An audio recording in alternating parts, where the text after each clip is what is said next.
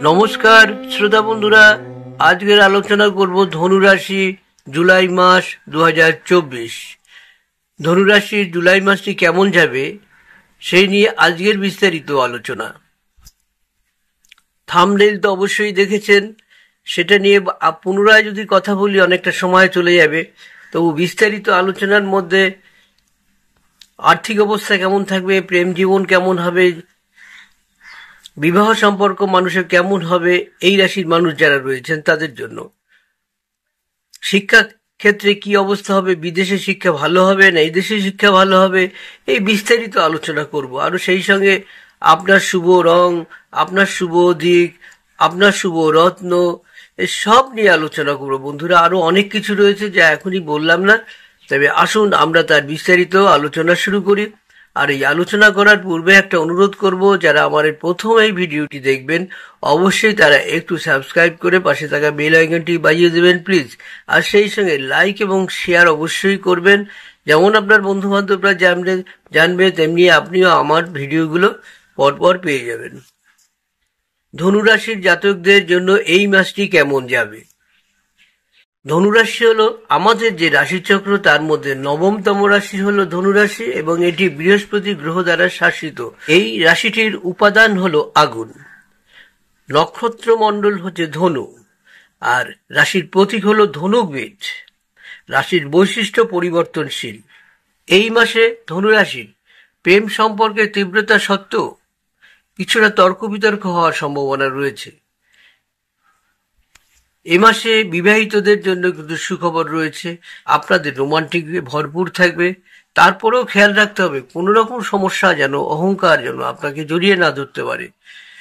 চাকরিজীবীদের চাকরি জীবনে একটু অনীহা প্রকাশ দেখা যাচ্ছে, কারণ চাকরির ক্ষেত্রে আপনার একটা ঝামেলা রয়েছে। অতএব আপনার কাজে আপনার কিন্তু ভীষণভাবে মনোনিবেশ করতে হবে, অন্যথা সমস্যা আরো বাড়ার সম্ভাবনা রয়েছে। ব্যবসায়ীদের জন্য এই মাসটি অনুকূল হওয়ার সম্ভাবনা রয়েছে। আপনার ব্যবসাকে এগিয়ে নিয়ে যাওয়ার জন্য আপনাকে সহকারী ক্ষেত্রের সাথে সম্পর্ক স্থাপন চেষ্টা করতে হবে এবং আপনার ব্যবসায়িক অংশীদাররাও এতে সহায়তা করতে পারে। বন্ধুরা, ধনুরাশির যারা রয়েছেন তাদের স্বাস্থ্য কিন্তু আপনার খুব একটা ভালো যাবে না, দুর্বল থাকবে নানা কারণে, তাই সতর্ক থাকুন, ডাক্তার দেখান। ধনুরাশির এই মাসে কিন্তু খুব একটা ভালো না, খুব একটা খারাপও নয়, মোটামুটি থাকবে। জীবনের কিছু ক্ষেত্রে আপনাকে বিশেষ সতর্কতা অবলম্বন করতে হবে। আপনার স্বাস্থ্যের দিকে কিন্তু বিশেষ নজর দিতে হবে, বারবার বলে দিলাম। ধনুরাশির জাতকদের এই মাসে পারিবারিক জীবনে উত্থান পতন থাকবে প্রচুর। পারিবারিক সম্প্রীতি হ্রাস পাবে, যার কারণেই আপনি কিছু সমস্যার সম্মুখীন হবেন।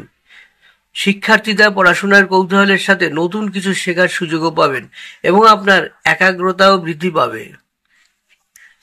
দেখা যাচ্ছে পারিবারিক পরিস্থিতি এবং আপনার চারপাশের পরিবেশ শিক্ষাক্ষেত্রে বাধার সৃষ্টি করতে পারে।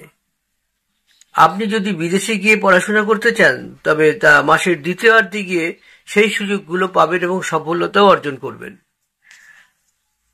প্রতিবারই কোনো উপায়ের কথা আমরা বলে দিই বন্ধুরা, সেক্ষেত্রে কিন্তু অবশ্যই আপনি লাল চন্দনের গুঁড়ো এবং হলুদ দুটো মিশিয়ে একটি মাথায় তিলকের মতো লাগাবেন। তাতে কিন্তু আপনার জীবনে যেসব বাধাগুলো ছোট ছোট আসবে, যেখানে অসফলতার জায়গা রয়েছে, সেক্ষেত্রেও কিন্তু এইসব করলে আপনার কেটে যাবে।